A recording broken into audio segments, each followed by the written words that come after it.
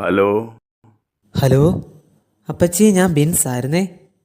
എനിക്ക് അപ്പച്ചി കണ്ണ് കാണിക്കുന്ന ആ കുരുവിള ഡോക്ടറില്ലേ, അവിടുത്തെ നമ്പർ തരാമോ? കുരുവിളയുടെയോ? ആർക്ക് വേണ്ടിയിട്ടാ? എനിക്കാ. എനിക്ക് കുറച്ച് നാളായിട്ട് നല്ല തലവേദനയാണ്. അതുപോലെ തന്നെ കണ്ണിനും വല്ലാത്ത പെയിനുണ്ടേ. ലൈറ്റൊക്കെ ഉള്ളപ്പോൾ ഗ്ലെയർ ആയിട്ടൊക്കെ തോന്നും. ഇവിടെ കരുണയെ കൊണ്ടേ ആദ്യം കാണിച്ചേ. ഇപ്പോൾ കോർണിയയുടെ ഒരു കംപ്ലൈൻ്റ് ആണെന്നാ പറഞ്ഞേ. എന്തോ കെരാട്ടോകോണസോ എന്നോ മറ്റോ പേര് പറഞ്ഞേ. ആ, നീയല്ലേ പണ്ട് കൊളസ്ട്രോൾ കൂടിയെന്നും പറഞ്ഞുകൊണ്ട് മരുന്നിന് പോയേ. ഈ ചെറുപ്പത്തിൽ ഈ അസുഖമെല്ലാം വരുത്തി വെച്ചാൽ എന്നാ ചെയ്യും? ഏ ഈ മൊബൈലിൽ തന്നെ നോക്കിയിരുന്നിട്ടായിരിക്കും കണ്ണിന് പ്രശ്നം അല്ലേ? ആ, അറിയില്ല. എന്തായാലും കുരുവിള ഡോക്ടർ ഫേമസ് ആണല്ലോ. ഇപ്പം പുള്ളി ഒന്ന് കാണിക്കാവുന്നതും കൊണ്ടായിരുന്നു. അത് കുരുവിള കേമനാണോ അല്ലയോ എന്നുള്ളതല്ല കാര്യം. എനിക്കൊക്കെ എന്ന് പറഞ്ഞാൽ ഒരു 65 കഴിഞ്ഞേ പിന്നെയാണ് കണ്ണിന് മൂടലും ഓരോ സൂക്കേടും ഒക്കെ തുടങ്ങിയത്.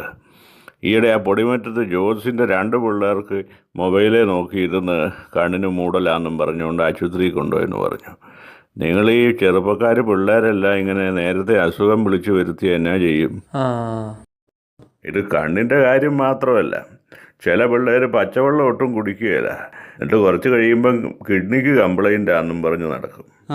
പെൺപിള്ളേരാണെങ്കിൽ സൗന്ദര്യത്തിന് ഭയങ്കര ശ്രദ്ധ, എന്നാൽ ആരോഗ്യം തിരിഞ്ഞു നോക്കുകയില്ല.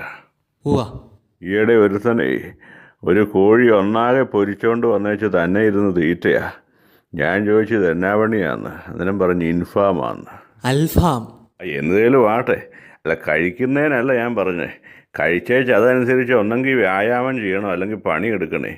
ഇത് ലോഡിങ്ങുകാർ കഴിക്കുന്ന പോലെ കഴിക്കും, എന്നുവെച്ച് സർക്കാർ ഉദ്യോഗസ്ഥരിയ്ക്കുന്ന പോലെ ഇരിക്കും. പിന്നെ എങ്ങനെയാണ് അസുഖം വരാതിരിക്കുന്നത്? ബൈബിളിൽ തന്നെ പറയുന്നുണ്ട്, ശരീരസുഖമില്ലാത്ത ധനികനേക്കാൾ ആരോഗ്യമുള്ള പാവപ്പെട്ടവനാ ഭാഗ്യവാൻ.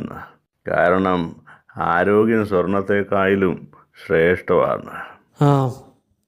എന്നാൽ ഞാൻ നമ്പർ തപ്പിയെടുത്തിട്ട് ഇപ്പം തന്നെ അങ്ങ് വിളിച്ചേക്കാം. Okay, thank you. എന്നാൽ വെച്ചേക്കുവാണേ.